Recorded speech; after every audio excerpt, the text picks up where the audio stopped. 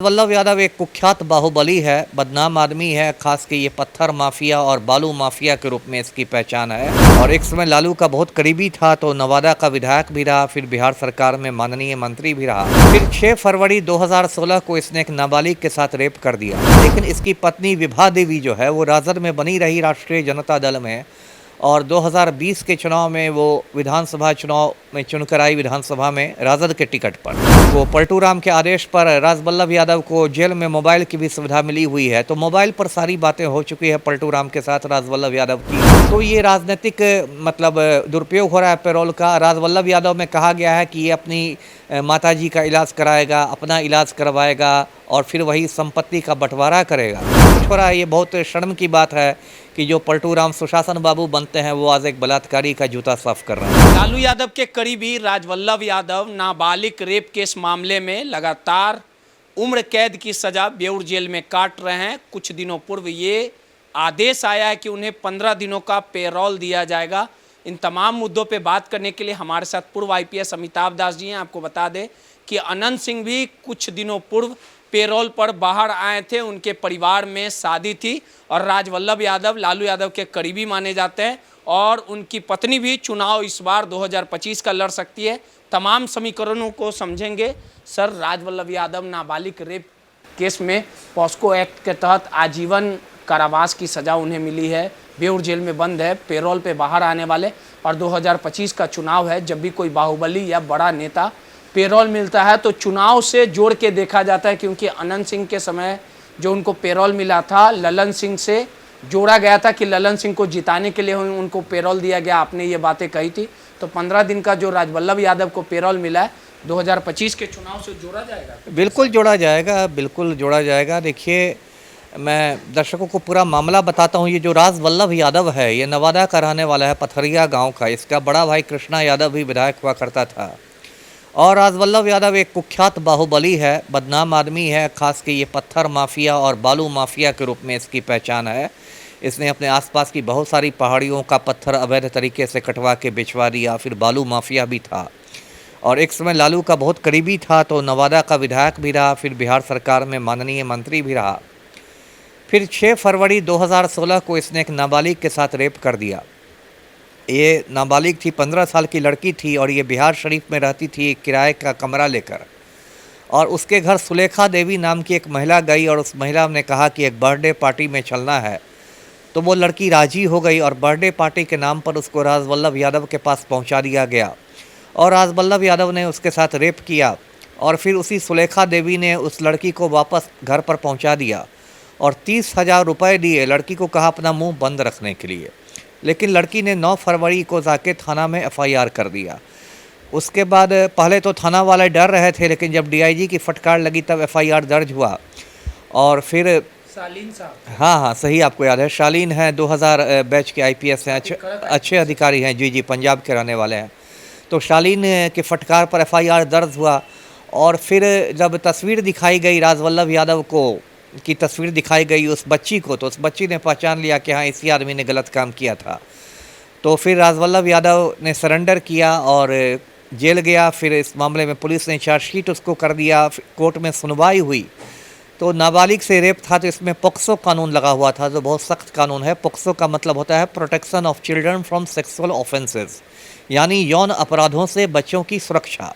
तो इसमें उम्र कैद का भी प्रावधान है। जो आसाराम बापू जोधपुर जेल में चक्की पीस रहा है उसको भी पोक्सो ही कानून के तहत उम्र कैद की सज़ा मिली है। तो पोक्सो के तहत ये राजवल्लभ यादव को उम्र कैद की सज़ा मिली। फिर राजद ने भी इसको पार्टी से निकाल दिया। लेकिन इसकी पत्नी विभा देवी जो है वो राजद में बनी रही, राष्ट्रीय जनता दल में। और 2020 के चुनाव में वो विधानसभा चुनाव में चुनकर आई, विधानसभा में राजद के टिकट पर जीती। जी, चुनकर आ गई। और अब लेकिन समीकरण बदले हैं। अब समीकरण ये बन रहा है कि इस बार विभा देवी का टिकट राजद काट रहा है और इस बार पलटू राम जो मुख्यमंत्री हैं हमारे, वो विभा देवी को टिकट देने जा रहे हैं जदयू से। और इसको पलटू राम के आदेश पर राजवल्लभ यादव को जेल में मोबाइल की भी सुविधा मिली हुई है, तो मोबाइल पर सारी बातें हो चुकी है पलटू राम के साथ राजवल्लभ यादव की। और वो बाहर आएगा। पेरोल का मिलता है। कुछ लोग बेल और पेरोल में कंफ्यूज कर जाते हैं। बेल जमानत होती है जिसको कोर्ट देता है और पैरोल जो है उसमें कोर्ट की कोई भूमिका नहीं होती है, वो कारा विभाग देता है, जेल विभाग देता है। और सामान्यतः ये मानवीय आधारों पर दिया जाता है, किसी के घर में कोई मौत हो जाए, कोई शादी हो तब दिया जाता है, लेकिन पिछले कुछ सालों में इसमें भी दुरुपयोग शुरू हो गया और राजनीतिक कारणों से पैरोल दिया जाने लगा है। दर्शकों को याद होगा पिछले साल मई महीने में अनंत सिंह को पैरोल पर रिहा किया गया और वजह बताई गई थी कि ज़मीन का बंटवारा करना है। मैंने उस समय भी कहा था कि ज़मीन का बंटवारा करना है तो 4 जून तक रुक जाना चाहिए सरकार को और मतगणना के बाद, वोटों की गिनती के बाद अनंत सिंह को छोड़ना चाहिए। लेकिन अनंत सिंह को पैरोल इसलिए मिला क्योंकि मुंगेर लोकसभा सीट में लल्लन सिंह की हालत पतली हो गई थी और अनंत सिंह को इसलिए पैरोल दिया गया और बाहर आते ही उसने कहा कि लल्लन बाबू 5 लाख वोटों से जीतेंगे। और फिर अनंत सिंह ने मेरे बारे में भी उल्टा सीधा इंटरव्यू दिया, उसके कुछ चमचे यूट्यूबर्स गए थे उनको, और पूरी राजनीति हुई, ज़मीन का कोई बंटवारा नहीं हुआ। बोला गया था सर। हाँ, तो मैंने कहा ही ना कि कुछ चमचे यूट्यूबर्स गए थे तो उसने भी मेरे बारे में भी अनशंट बातें की। तो ये राजनीतिक मतलब दुरुपयोग हो रहा है पैरोल का। राजवल्लभ यादव में कहा गया है कि ये अपनी माताजी का इलाज कराएगा, अपना इलाज करवाएगा और फिर वही संपत्ति का बंटवारा करेगा। लेकिन मेरे जासूसों ने तो खबर दी है कि ये एक यज्ञ में भी शामिल होने वाला है। अब बताइए यज्ञ के ये जो आयोजक है कितने बड़े बेशर्म हैं कि एक सजा याफ्ता बलात्कारी को यज्ञ में बुला रहे हैं। और पूरी संभावना है कि पलटू राम से भी मुलाकात हो और टिकट फाइनलाइज हो जाए, फाइनल टिकट हो जाए विभा देवी का मुंगेर ये नवादा सीट से। तो जो कुछ हो रहा है ये बहुत शर्म की बात है कि जो पलटू राम सुशासन बाबू बनते हैं वो आज एक बलात्कारी का जूता साफ कर रहे हैं। जी, आरजेडी टिकट क्यों काट रही है विभा देवी को? अब कुछ अंदर में कुछ समीकरण बिगड़ा होगा। मुझे लगता है कि नवादा से जो लोकसभा चुनाव हुए थे पिछले साल, उसमें राजवल्लभ यादव की बहुत अच्छी भूमिका नहीं रही थी। राजवल्लभ का भाई भी खड़ा हो गया था, उसने आरजेडी के वोट भी काट दिए थे। तो हो सकता है इसको लेके तेजस्वी यादव और लालू यादव नाराज़ हों विभा देवी से, तो इसी वजह से टिकट कट रहा है विभा देवी का। लेकिन विभा देवी अब पलटू राम के खेमे में जा रही है। जी, विभा देवी तो कोरोना के समय भी अच्छे पैसा सरकार को दिए थे। ठीक है, वो मैं नहीं कहता। अब पत्थर माफिया है, बालू माफिया है राजवल्लभ यादव, तो पैसा की क्या कमी है?